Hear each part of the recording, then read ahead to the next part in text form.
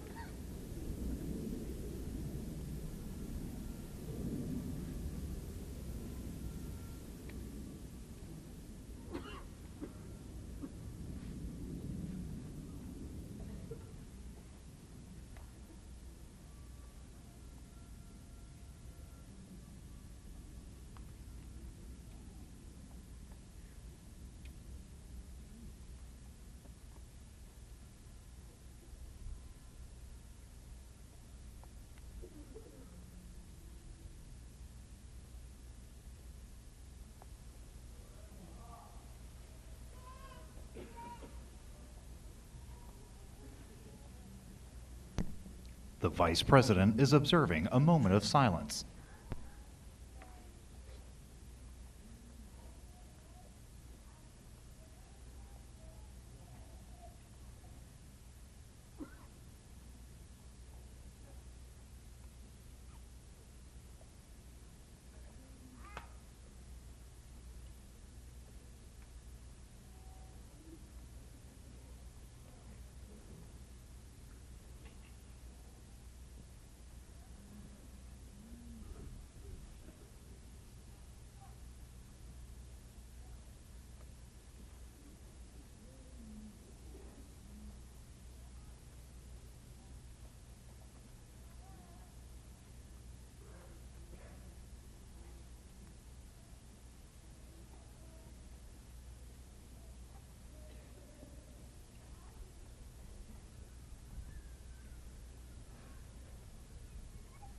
The wreath ceremony is complete. The Veterans Day program will begin in 10 minutes. Please move to your seats.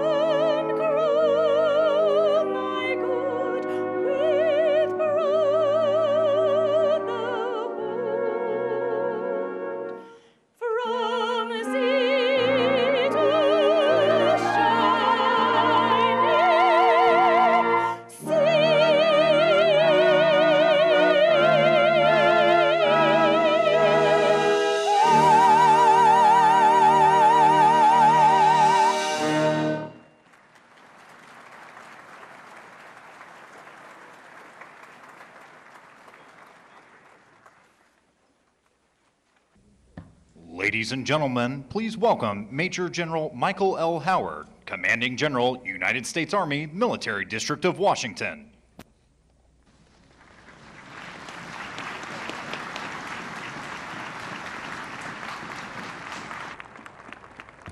Miss Cara Durham Aguilera, Executive Director, Army National Military Cemeteries.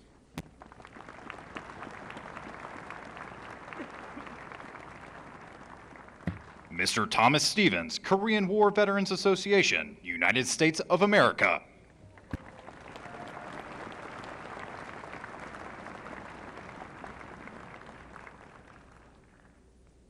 And the Honorable David J. Shulkin, Secretary of Veterans Affairs.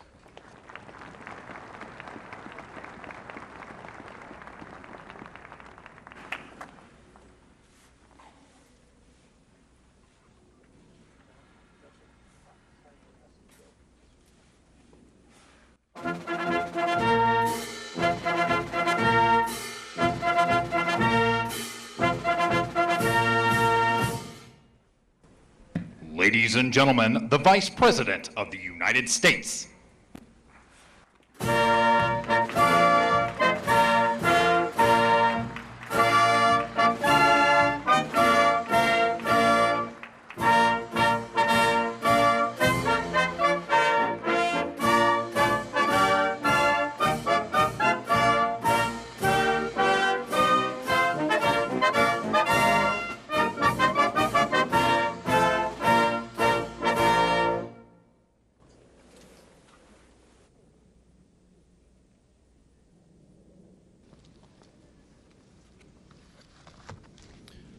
Ladies and gentlemen, Please remain standing for the procession of our nation's colors and those of our veteran service organizations.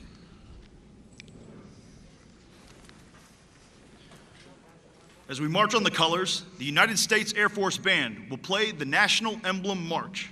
Please place your hand over your heart or render a hand salute.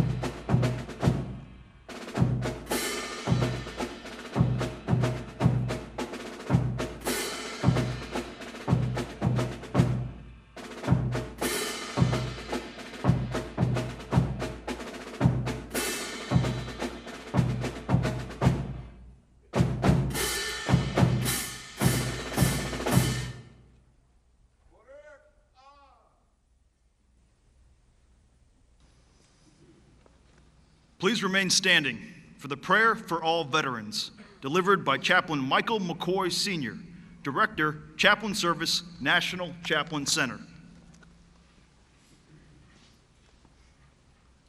Let us pray.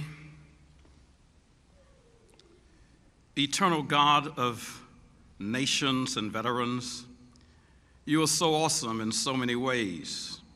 We invite your presence in this most sacred garden, where many of our veterans and families have gathered and many of our nation's heroes rest.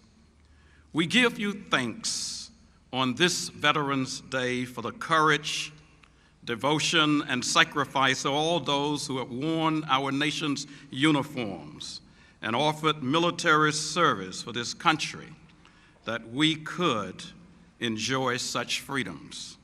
God, we ask that you bless our nation's veterans, encourage and bring healing to those who are suffering from both visible and invisible wounds of war. God, hold safely in your hands all military members, veterans, their families, and all who live in this great nation. God, remove evil acts from our midst and grant us peace at home and abroad. Give to us grateful hearts and a united will to honor our veterans. May we always hold them in our love and our prayers until your world is perfected in peace and all wars cease. God, give us all a joyous spirit as we honor our nation's veterans. Let your presence be evident in this celebration of their service. In the name of God, who challenged us to care, amen.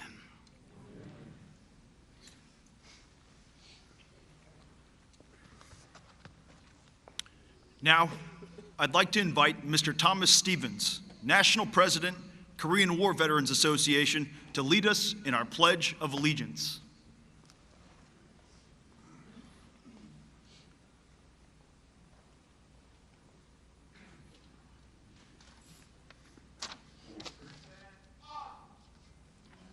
I pledge allegiance to the flag of the United States of America and to the republic for which it stands, one nation, under God, indivisible, with liberty and justice for all.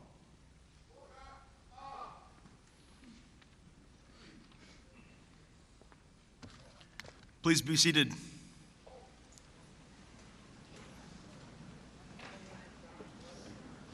It is now my distinct privilege to introduce the members of the Veterans Day National Committee. The committee was formed by presidential order in 1954 to plan this annual observance in honor of America's veterans and to support Veterans Day observances throughout the nation. Please hold your applause until I've introduced these special guests. If you're able, please stand when your name is called. Thomas Stevens, National President, Korean War Veterans Association. Angel Zuniga, National Commander, American GI Forum.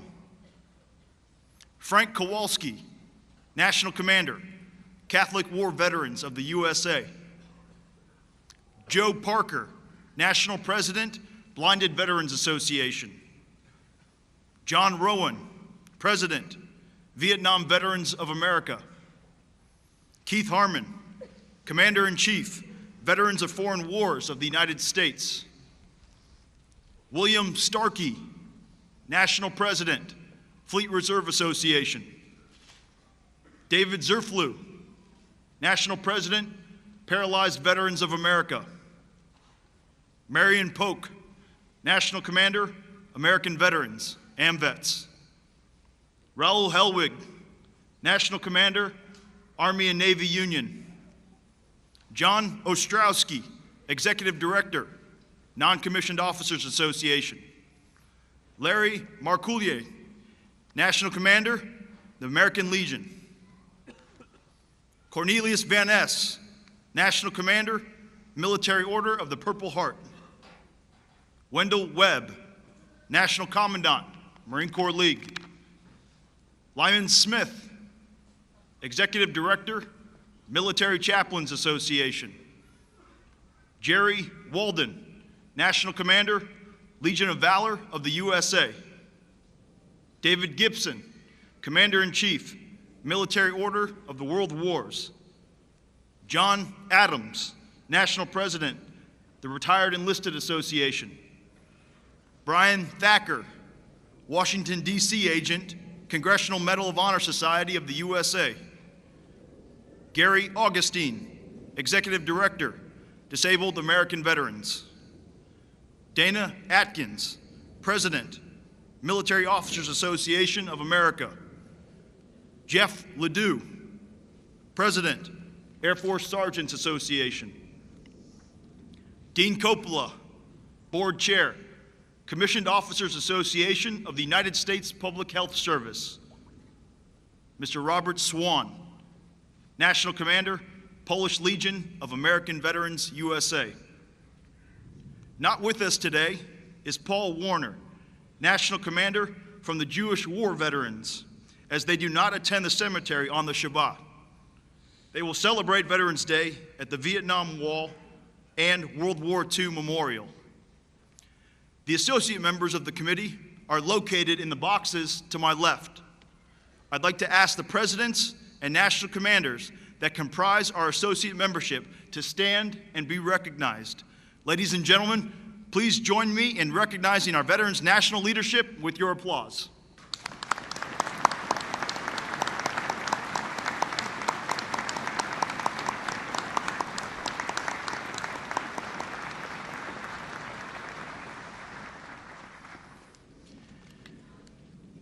It is now my pleasure to introduce our Veterans Service Organization host for 2017, the Korean War Veterans Association of the USA.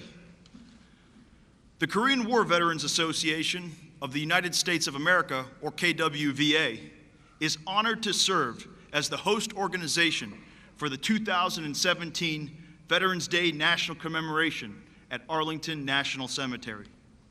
KWVA is incorporated as a nonprofit corporation that meets the requirements for a veteran service organization under Section 501c19 of the Internal Revenue Code of 1986, and that is organized under the laws of the state of New York. The KWVA mission is to defend the nation, care for veterans, perpetuate their legacy, remember all missing and fallen, maintain their memorial, and support a free Korea. If you have ever honorably served in Korea as a member of the U.S. Armed Forces from September 3rd, 1945 to the present, or served outside of Korea June 25th, 1950 to January 31st, 1955, you qualify for membership. The Korean War Veterans Association is represented today by their national president. Ladies and gentlemen, please welcome Mr. Thomas Stevens.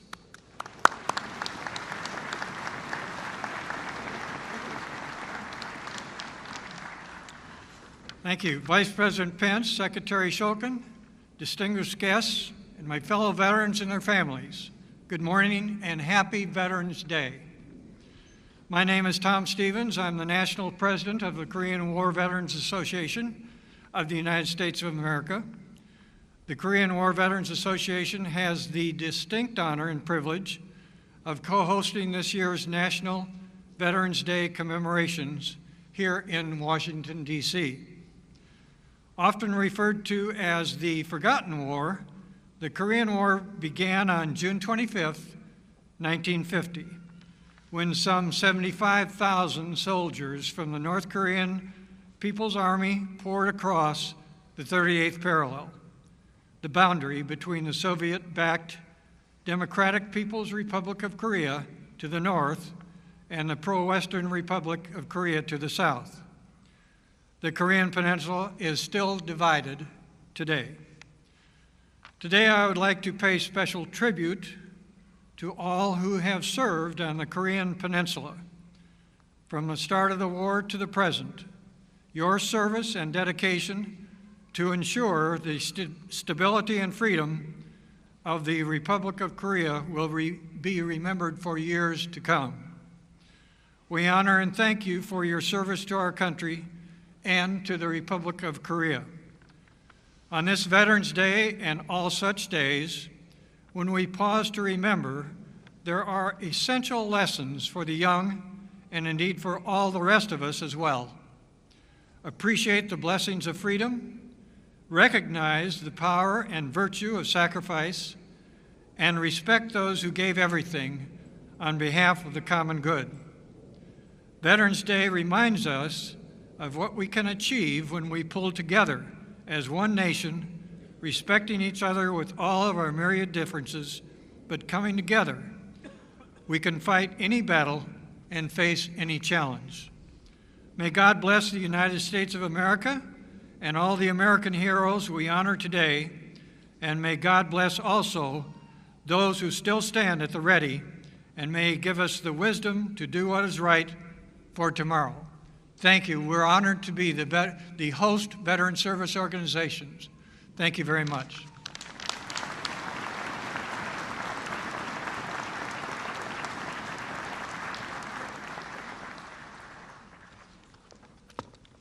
Ladies and gentlemen, please welcome the Honorable David J. Shulkin, Secretary of Veterans Affairs. Thank you. It's great to see all of you on this wonderful Veterans Day. Mr. Vice President, Mrs. Pence, Medal of Honor recipient Brian Thacker, Secretary Mnuchin, Secretary Mattis, Secretary Zinke, Acting Secretary Hagan, Deputy Secretary Bowman, Deputy Secretary Shanahan, Secretary Wilson, General Dumford, General Selva, former VA Secretary Jim Peake, Tom Stevens from the Korean War Veterans Association, and all of the representatives of our veteran service organizations, assembled veterans, members of our armed forces, VA colleagues, other distinguished guests, ladies and gentlemen. I don't think I left anybody out. The Department of Veteran Affairs has two main missions: to honor the dead and care for the living, in accordance with the solemn promise made by President Abraham Lincoln in his second inaugural address in 1865.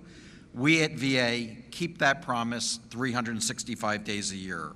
And this past year, we've made great progress towards also keeping President Trump's promise to veterans, strengthening our ability to provide timely, high-quality care and benefits, while also improving outcomes and experience for veterans.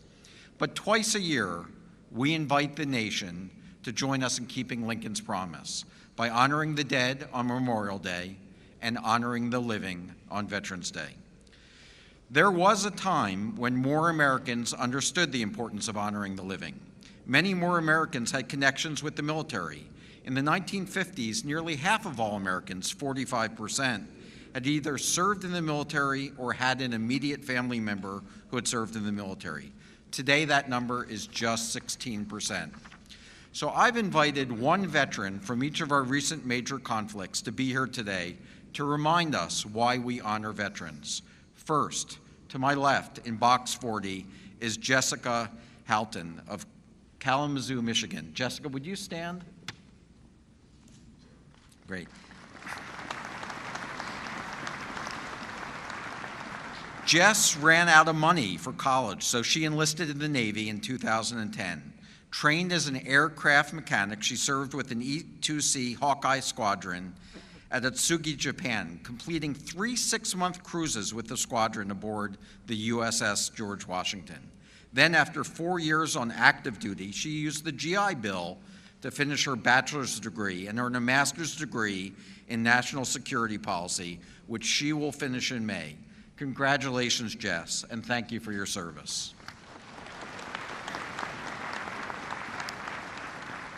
Next, in box 40, Jeff Roper. Jeff, would you stand? Jeff was born in Fayetteville, North Carolina, raised in Richmond, Virginia.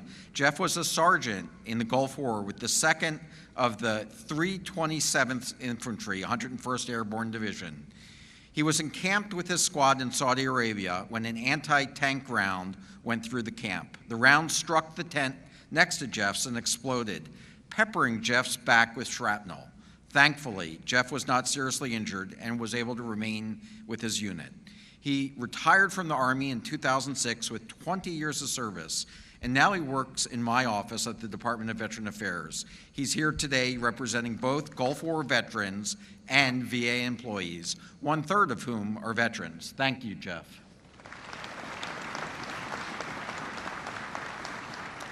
Next, down here in front is Tom Devlin from Newtown, Pennsylvania.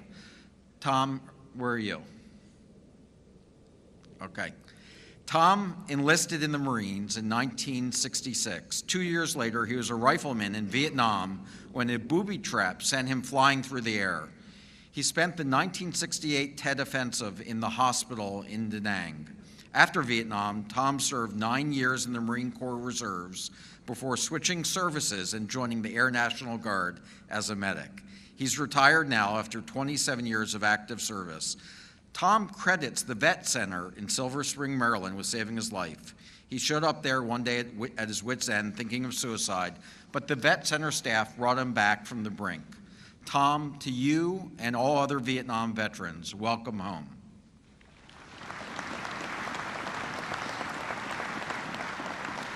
Next, in box 40 in the back, is Bill Scott of Marlow, Oklahoma. Bill, would you stand? Okay, coming up there. Great. True to his roots, as a proud member of the Chickasaw Nation, Bill fudged his birth date to enlist in the National Guard when he was just 16. When the Korean War broke out, he could have used his young age to get out of going, but he didn't. He deployed to Korea with the 45th Infantry Division in 1951. Despite his age, Bill was made a squad leader and was promoted to staff sergeant. He served 9 months in combat before returning home and going back to high school for his senior year. Then he used the GI Bill to go to college, and he's had a very good life ever since. He's been a patient at VA facilities in 2 states. He's bought 2 houses using VA home loans, and he lives in one of them now with Linda, his wife of 52 years. Congratulations to both of you.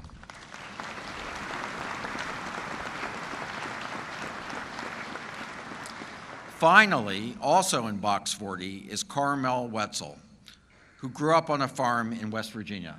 Carmel, nice to see you. Carmel was drafted in 1942 and deployed to France with the 26th Infantry Division 1 month after D-Day. First, he drove a truck for the famed Red Ball Express, an endless convoy that moved food, fuel, and ammunition from the English Channel to Patton's Third Army. Later, he saw combat with a heavy weapons company until November 1st, 1944, when amid fierce fighting, he was captured by the Germans. He spent the rest of the war as a POW, mostly at Stalag 2A, north of Berlin. Breakfast was a cup of tea, lunch was 2 rutabagas, dinner was 1/6 of a loaf of bread. Carmel escaped once with 2 other men by sneaking out the front door of the barracks during a nighttime bed check. They remained at large for 15 days before they were recaptured, and were only not shot because several Americans who had escaped just before them had been shot. After the war, Carmel went back to driving a truck, but for 2 years in his spare time and without any pay, he built apartments in Baltimore for other veterans returning home from the war. Amazing stories, and there's hardly a veteran alive who doesn't have one. Our guest speaker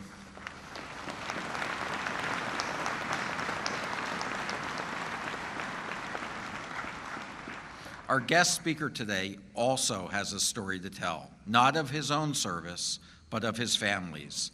The Vice President's father, 2nd Lieutenant Edward J. Pence, also served in the 45th Infantry Division in Korea, not long after Bill Scott, our teenage Chickasaw sergeant. In the war's last months, Ed Pence was awarded the Bronze Star for his actions as a rifle platoon leader in combat near Pork Chop Hill. That's not all. In 1983, the Vice President's older brother, 1st Lieutenant Greg Pence, also served with the 3rd Battalion, 3rd Marine Regiment in Beirut, Lebanon, just before the infamous barrack bombings that killed 241 American service members and 58 French paratroopers. And now, currently serving, is the Vice President's son, Marine 1st Lieutenant Michael Pence, who's now in flight school flying jet trainers. That's quite a service record for one family, and what it tells me is that when it comes to caring for the men and women who have served our country, the Vice President is a man we know will always do the right thing. Ladies and gentlemen, it is my great personal pleasure and professional honor to present to you the Vice President of the United States, Mike Pence.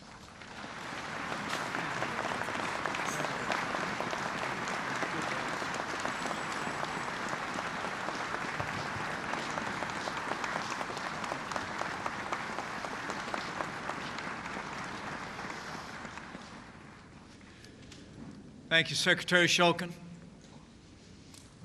Secretary Mattis, Secretary Zinke, all the members of the Cabinet, Secretary Wilson, General Dunford, General Selva, General McConville, Admiral Caldwell, and Admiral Michael. To Director Durham Aguilera, to distinguished members of Congress, and all our honored guests, but most of all, to the men and women of the armed forces of the United States of America, and to all our veterans who have worn the uniform of this great nation, happy Veterans Day.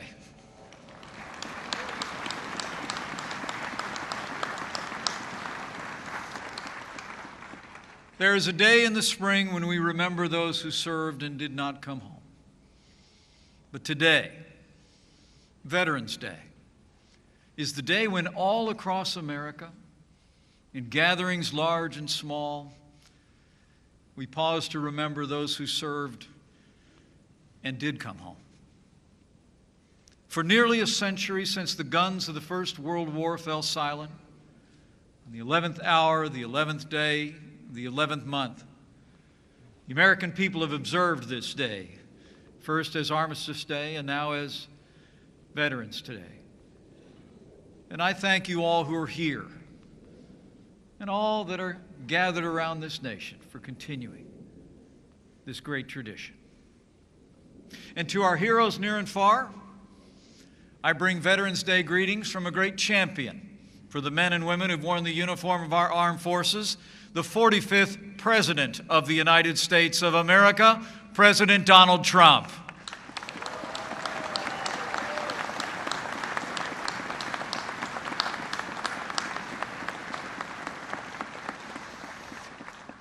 At this very moment, our president is halfway around the world. But I know his heart is here, in this hallowed place, and at every Veterans Day service across the country.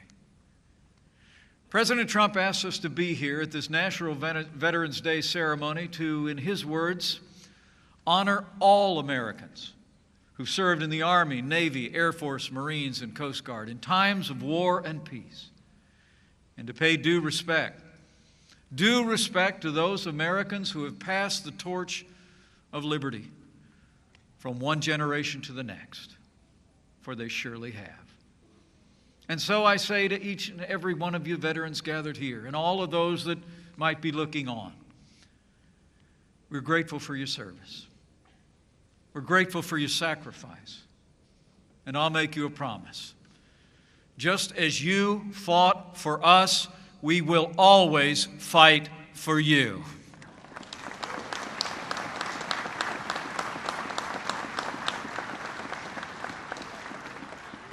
The Bible tells us if you owe debts, pay debts. If honor, then honor. If respect, then respect. And the debt our nation owes those who've worn the uniform is a debt we will never be able to fully repay. From the hour of our nation's birth, our best and bravest have stepped forward to defend our freedom. The unbroken cord of their service stretches back into the mists of American history. From Bunker Hill to Belleau Wood, from San Juan Hill to Saipan, from the Coral Reef to Kandahar. Nearly 50 million men and women have donned the uniform of the United States. And nearly 20 million still walk among us today. And as we speak, a new generation of American veterans is being forged across the wider world. As I look out today, it's a humbling sight. I see heroes from the Second World War, Korea, Vietnam, and more recently from Iraq and Afghanistan, and many more who've watched in times of peace. Yesterday in Da Nang, Vietnam, our president commemorated the 50th anniversary of the Vietnam War and met with some of the heroes who fought that war on the very soil where they fought. As the president said yesterday, we salute our brave Vietnam veterans and recall the sacrifices they made for our freedom and for our nation's strength. Some 9 million Americans served in those jungles, and more than 58,000 fell in defense of freedom. Their names now enshrined on a black granite wall not far from here. So to all our Vietnam veterans who are gathered here in the midst of this 50th anniversary, I say thank you and welcome home.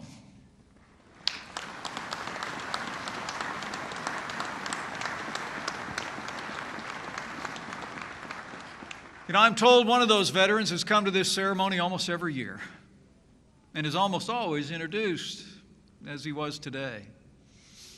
But I don't think his story has ever been told. And I hope he won't mind too much if I tell it today. 36 years ago this March, a first lieutenant in the United States Army, 1st Battalion, 97 Artillery, awoke at dawn to a massive North Vietnamese attack on a hilltop outpost. He and his brothers were heavily outnumbered. It took just minutes for the enemy to break through their defenses, and the fighting very quickly became hand-to-hand. History records in that moment that young first lieutenant rallied his brothers to stand their ground. He ordered air and artillery strikes from a dangerously exposed position for 4 straight hours. As the situation worsened, he personally directed the withdrawal and provided cover fire, and to ensure his brother's safety and to inflict maximum damage on the enemy, he actually called in an artillery strike on his own position. Wounded and unable to escape himself, he managed to evade detection for 8 long days until he was rescued when American forces retook the outpost. For his conspicuous gallantry, at the risk of his own life, above and beyond the call of duty, he received, of course, the Medal of Honor. So would you join me today in thanking a true American hero, Medal of Honor recipient, 1st Lieutenant Brian Thacker.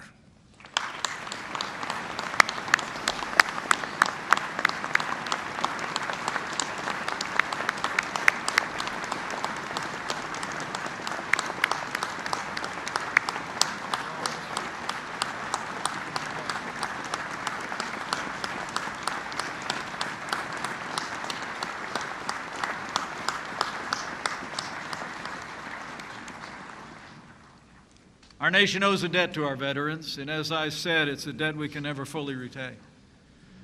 But on this Veterans Day, we rededicate ourselves to accomplishing just that. And I can assure you, since the outset of this administration, President Trump has fought tirelessly to fulfill the words of our nation's 16th president, to care for him who shall have borne the battle. Working with Secretary Shulkin, we've made the Department of Veterans Affairs already more efficient, effective, and accountable. Let me be clear. Veterans' benefits are not entitlements. They are earned. They are the ongoing compensation for services rendered in the uniform of the United States of America.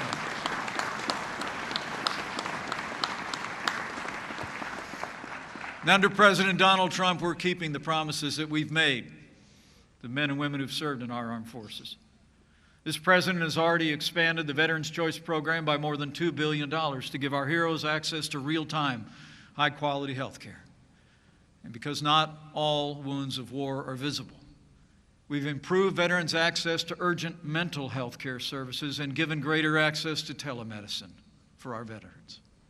President Trump has signed the VA Accountability and Whistleblower Protection Act to ensure that our veterans receive the highest level of service, and this president has taken decisive action to end a pattern of neglect and mistreatment at the VA. We've already fired or suspended over 1,500 VA employees for negligent behavior.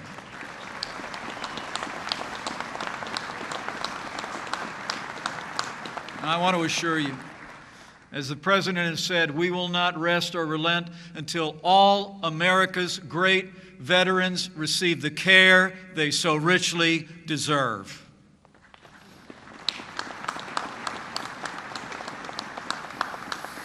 Beyond health care, President Trump has also signed legislation to expand the post-9/11 GI Bill and eliminate the 15-year limit on benefits for new veterans so they can pursue an education of their choosing.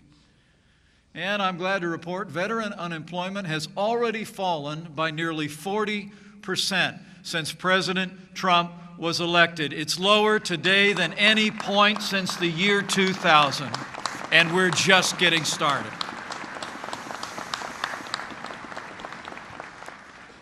You know, today our veterans continue to serve our nation in careers ranging from business to education, from law enforcement to public service.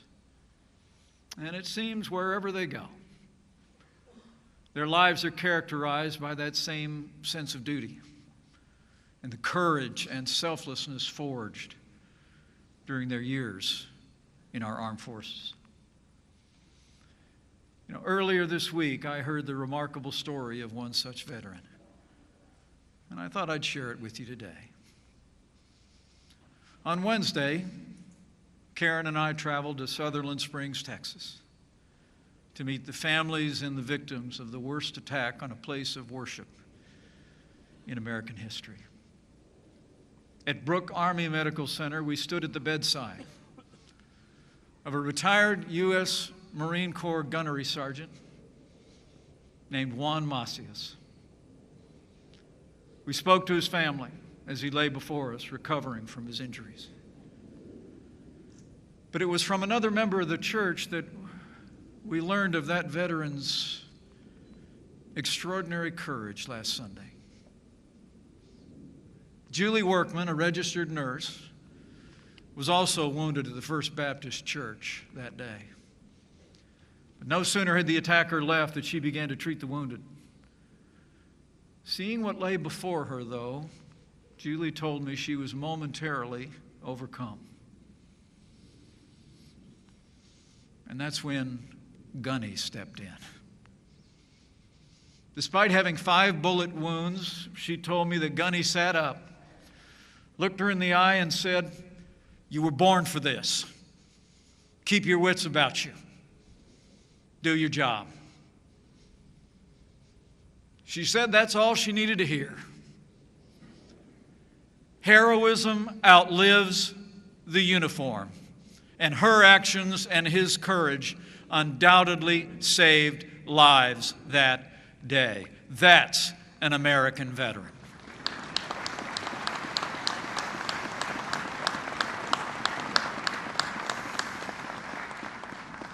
On this Veterans Day, we honor those who served with tributes and promises kept.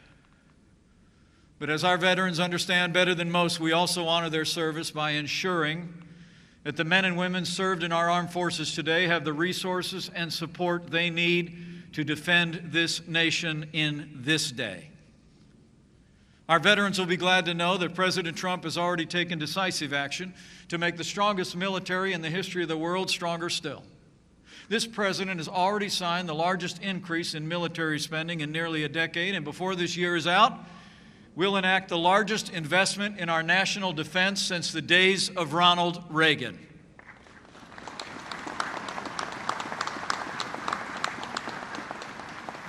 And under President Donald Trump, I'll make you a promise. We're going to rebuild our military. We're going to restore the arsenal of democracy, and we will once again give our soldiers, sailors, airmen, Marines, and Coast Guardsmen the resources and training they need to accomplish their mission and come home safe. That's our promise to all of you.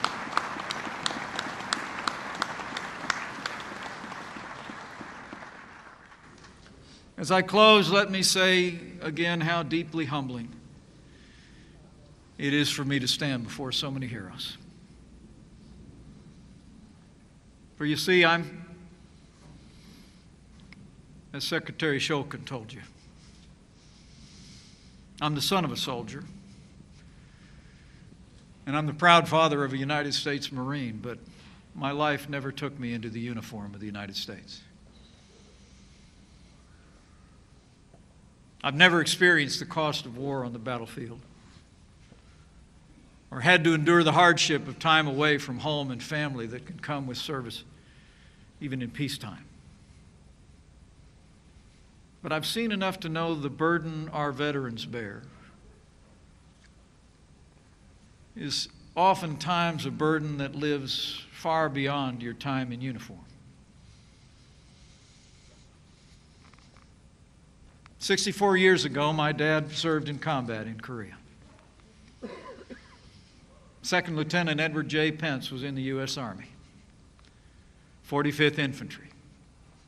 He fought in the Battle of Old Baldy and Pork Chop Hill, and he earned a Bronze Star for his courage under fire. The truth is, I learned most of that after I grew up, because Dad never talked about the war, and that medal stayed in his dresser drawer.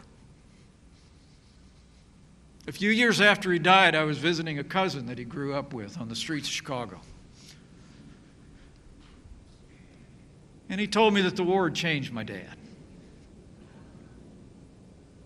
When I asked him how, he said, "You know, before the war, your dad was the most happy-go-lucky guy I ever met. But," he said, "after he came back, he was different." And then he said words I'll never forget. He said, and I quote, "I don't think your dad ever got over the guilt of coming home." I don't think your dad ever got over the guilt of coming home. You know, in those words, in an instant, I understood every unfinished sentence, every faraway look on my father's face whenever the war came up. If he talked about it at all, he talked about the guys he served with. Guys who didn't get to come home to marry their sweetheart, raise a house full of kids,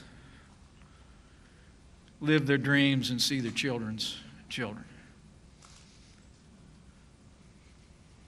That's when I understood the quiet cost of freedom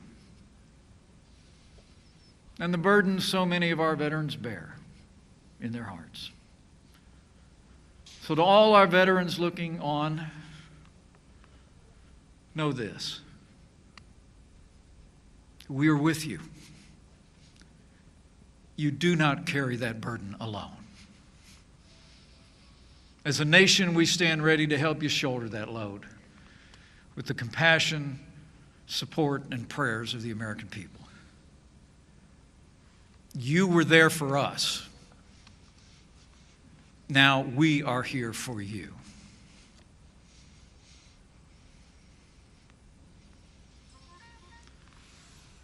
President Trump said this morning, in his words, "America's veterans are this country's greatest national treasure."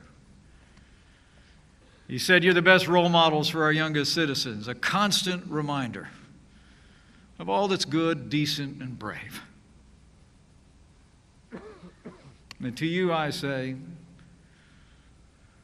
no truer words were spoken. This is the land of the free because it's still the home of the brave, and you, our veterans, are our brave.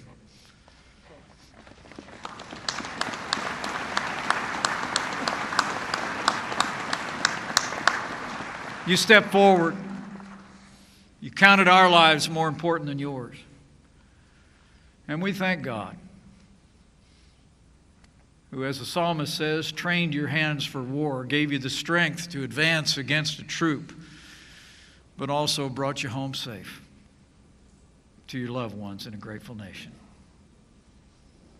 In his proclamation for this Veterans Day, President Trump called upon every American to recognize the fortitude and sacrifice of our veterans. But let me add one challenge. especially to my fellow countrymen who did not serve in the armed forces of the United States. Before this day is out, at home or at work, on a street corner or over a backyard fence, whether they came home in the last week or in the last century, find a veteran, extend your hand, and say those words they never asked to hear but deserve to hear every day. To my fellow Americans, I say, find a veteran today and say, thank you for your service. Thank them for their courage. Thank them for your freedom. And thank them for doing their part to preserve this last best hope of earth for ourselves and our posterity. To our veterans, on behalf of the President of the United States and a grateful nation, I say, thank you for your service. May God bless you and your families. May God bless all those who this day wear the uniform and stand ready. And may God continue to bless the United States of America.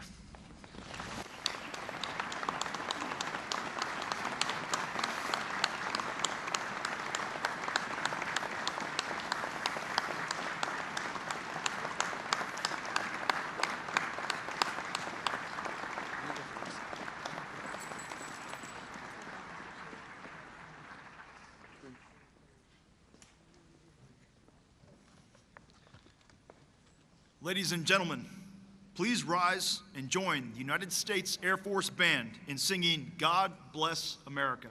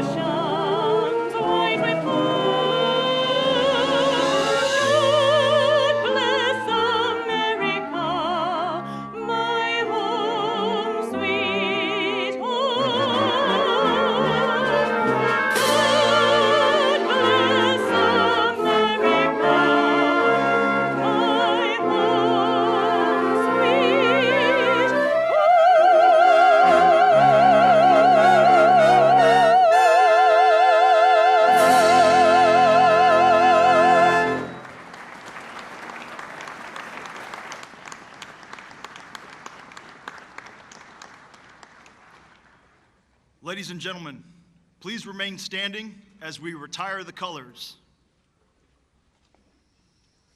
Retire the colors!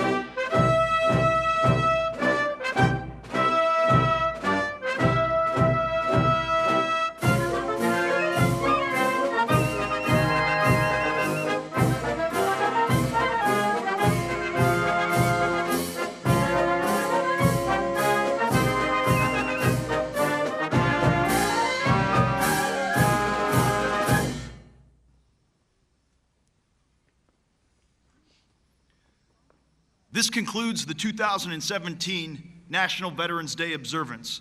Please be seated for the departure of the Vice President of the United States and the official party. Thank you for joining us today as we celebrate and honor all who served.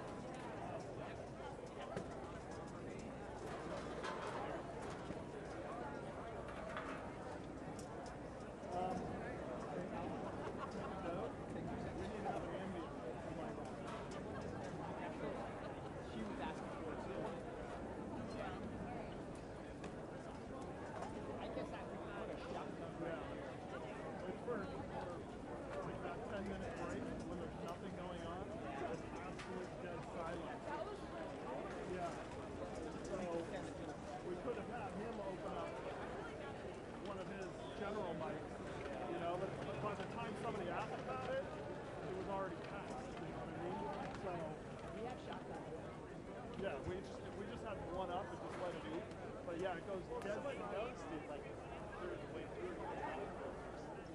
Well, the problem was that they texted me, and we were making announcements. You know, he finished the announcements on the other side, and it went dead. Well, by then, everything's shifting over. And then I looked at my phone afterwards and went, uh-oh. Well, Sergeant Miller, I guess we got in touch with you? Yeah, I've been talking. They got him locked. Yeah, no, I know. I just